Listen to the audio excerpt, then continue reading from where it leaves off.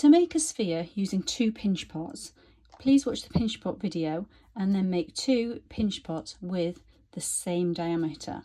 Now you can measure your diameter, or you can make your 2 pots using the same size balls of clay just through feel, and then check that they roughly fit together. So you want the rim to be flat. If your rim isn't flat, you can just shape it by pressing it or invert it and just tap it on the table. That will help you generate a flat rim. Now, if I put those 2 pieces together at the moment, there's nothing to help me join those surfaces. So when joining pieces of clay, we do something we call scratch and slip.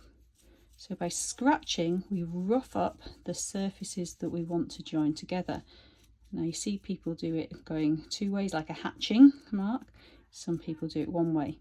There are different tools you can use for this, but a knife is a simple tool to use. Remember, in a pottery, we count the knives in, we count them out, because obviously we do not need you to be leaving with something that is potentially very dangerous. So you go around and you scratch the surface on both rims. So I spent a moment and I've scratched both rims. Now, if you imagine, the purpose of this is when the 2 are sat face to face, obviously there'll be more friction and stop them sliding and moving apart. Now, if I put 2 pieces of clay that are quite wet, I've just made these 2 pots, I haven't let them go leather hard. If I put them together and I work on it, I'm probably going to squash this and lose my spherical shape. So I can put something in to support the clay. If you take some paper, newsprint is ideal. Newsprint is the paper used for newspaper, so you've got some old newspaper, that's ideal. And you want to generate just a small ball of paper that will sit inside. That's probably a little bit big, so I'm going to reduce the size of it. Now, it isn't a tightly packed ball, it isn't solid and dense, it's just offering a little bit of support in the middle of these 2 pieces of clay. I'm going to put 1 piece in there, just give it a little bit of shape, and another in here, that will do the job. Now, as well as roughing up the surface, we are going to use the slip, so you'll have to watch, if you don't know how to make it, you'll have to watch the video that tells you how to make slip.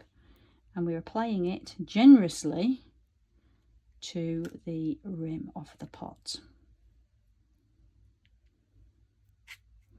Now, some people say you need to do it on one side. I've always gone for doing it on both surfaces. Doesn't matter if there's a little bit of excess, because we'll sort that out later on. Now, in the process of handling them, they're no longer round, so I might just need to reshape them as I put the 2 surfaces together. I'm going to hold this up so you can see it, and I'm going to just work it together. Remember, I don't want to squash the shape, so I'm using the palm of my hand to keep the spherical shape. Now, the clay is very, very wet, so it's not ideal to work on it for long now. We want ideally to let it dry down and become leather hard. I'm just pushing those surfaces together. So I'll come back to this when it's a little bit firmer. So the clay has been drying out for a while and it's now leather hard. So as I press it, it's not squashing quite as much. So what I can do is I can work the surfaces together. I always work with a knife across both, displacing clay from one area to another to ensure the seam is really well joined. So it looks like I'm making it a mess before I then go on to tidy it up. So once I've done that, I'll take the knife and use the flat face of the knife to start smoothing off and then shaping and making it look perfect. So I've continued to handle the ball of clay and shape it and smooth over it. I've been using my hands, I haven't used any tools, but you can use tools. A rubber kidney is a great tool to wipe across the surface and smooth out if you want it to be absolutely perfect. Now what we've generated is 2 halves of a sphere, a little bit like this. I'll draw it out for you. We've then scratched and slipped the surfaces and we've joined them. So we now have what looks like a ball of clay, but we know there's a giant air pocket in the middle of it. Let me just rub this out so you can see what I'm doing. So at the moment, if we put that in the kiln and that air inside was to expand bigger than the mass around it, it could explode at the weakest point, usually along a seam. it could air vent in some way. So what we want to do is we will need an air vent built into this. So I need to put a hole through the side wall. Now there's various tools you can use to this. A paintbrush will do the job, a paintbrush handle.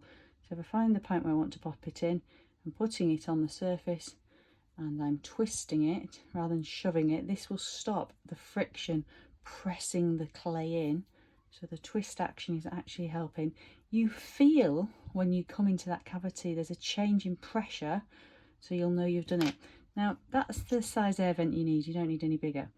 If you were going to create a pot with some kind of open top, maybe obviously narrower than you would have done it if we'd made it in this way, that's absolutely fine. You can pop your knife in and you can twist the knife around and you can open up the hole that way as well.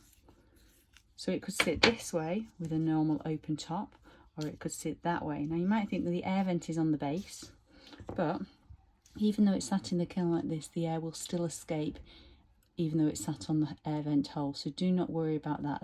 As long as there is an air vent, the air will escape through it. So using the pinch pot process, we've developed a sphere. Now you could say this is the piece, that's all I wanted to do, that's my achievement. But it might be that you're going to go on to develop it further.